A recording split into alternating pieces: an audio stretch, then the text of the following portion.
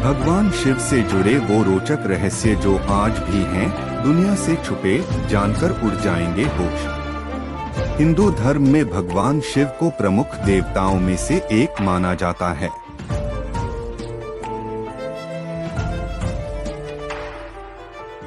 सनातन धर्म में भगवान शिव को अनेकों नामों से जाना जाता है, जैसे भोलेनाथ, शंकर, आदिदेव, महेश, रुद्र, नीलकंठ, गंगाधर आदि। पुराणों के अनुसार भोलेनाथ स्वयंभू है, फिर भी भगवान शंकर के जन्म से जुड़ी कई रहस्यमयी कहानियां काफी प्रचलित हैं। ऐसा माना जाता है कि जो व्यक्ति पूरी श्रद्धा के साथ भगवान शंकर की उपासना करता है, उसकी हर मनोकामना पूरी होती है और शिव उस पर अपनी कृपा बनाए रखते हैं।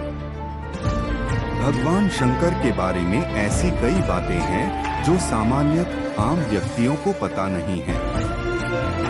आज हम आपको भगवान शंकर से जुड़े कुछ रहस्यों के बारे में बता रहे हैं। आइए जानते हैं। मंदिर के बाहर शिवलिंग की स्थापना क्यों? भगवान शिव ऐसे अकेले देव हैं जो गर्भगृह में विराजमान नहीं होते हैं। इसका एक कारण उनका बैरागी होना भी माना जाता है। ऐसे तो स्त्रियों के लिए शिवलिंग की पूजा करना वर्जित माना गया है, लेकिन शिवलिंग और मूर्ति रूप में महिलाएं भगवान शिव के दूर से दर्शन कर सकती हैं।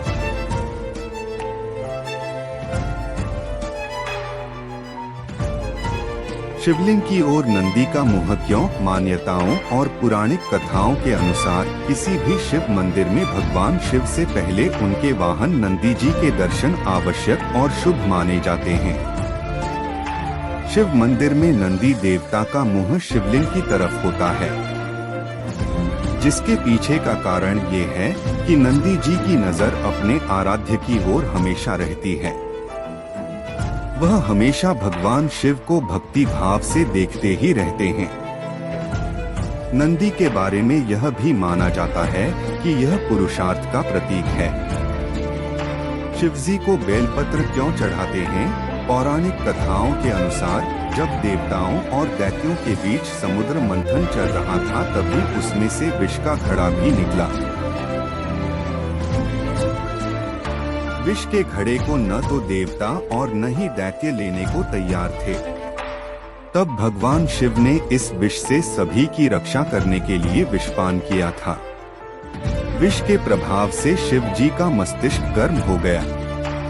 ऐसे समय में देवताओं ने शिवजी के मस्तिष्क पर जल उड़ेलना शुरू किया और बेलपत्र उनके मस्तक पर रखने शुरू किए, जिससे मस्तिष्क की गर्मी कम हुई। बेल के पत्तों की तासीर भी ठंडी होती है, इसलिए तभी से शिव जी को बेलपत्र चढ़ाया जाने लगा। बेलपत्र और जल से शिव जी का मस्तिष्क शीतल रहता और उन्हें शांति मिलती है। इसलिए बेलपत्र और जल से पूजा करने वाले पर शिव जी प्रसन्न होते हैं। शिव से हुई कई राक्षसों की उत्पत्ति। पुराणों के अनुसार जालंधर नामक राक्षस की उत्पत्ति भगवान शंकर के तेज से हुई थी, इसलिए उसे पुराणों में शिव का ही एक अंश माना जाता है। एक अन्य राक्षस भूमा की उत्पत्ति भोलेनाथ के माथे के पसीने की बूंद से हुई थी। इसके अलावा अय्यप्पा, भोलेनाथ और मोहिनी के संयोग से जन्मे थे। शिव के प्रथम शिष्य सप्तऋषियों को भगवान शंकर के प्रारंभिक शिष्य माना जाता है। ऐसा माना जाता है कि इन सप्तऋषियों के द्वारा ही पृथ्वी पर भगवान शिव के ज्ञान का प्रचार प्रसार किया गया था। क्या शिव और शंकर एक ही हैं? कई लोग शिव और शंकर को एक ही सत्ता के दो नाम मानते हैं, परंतु तस्वीरों में दोनों की आकृति अलग अलग है। कई जगह तस्वीरों में शंकर को शिवलिंग का ध्यान करते हुए चित्रित किया गया है। शिव को भोलेनाथ क्यों कहा जाता है? भगवान शिव को विभिन्न नामों से पुकारा और पूजा जाता है। भगवान शिव को भोलेनाथ के नाम से भी जाना जाता है। भोलेनाथ यानी जल्दी प्रसन्न होने वाले देव। भगवान शंकर की आराधना और उनको प्रसन्न करने के लिए विशेष सामग्री की जरूरत नहीं होती है। भगवान शिव जल, पत्तियां और तरह तरह के कंदमूल को अर्पित करने से ही जल्द प्रसन्न हो जाते हैं।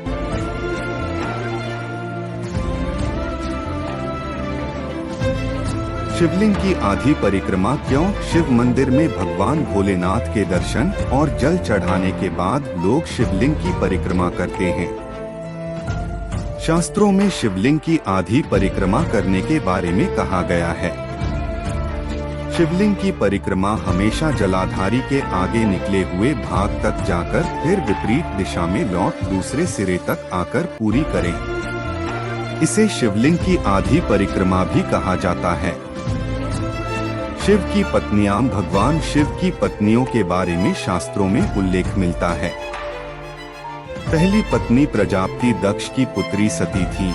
उन्हीं ने दूसरा जन्म हिमवान के यहाँ लिया और पार्वती के नाम से जानी गयी।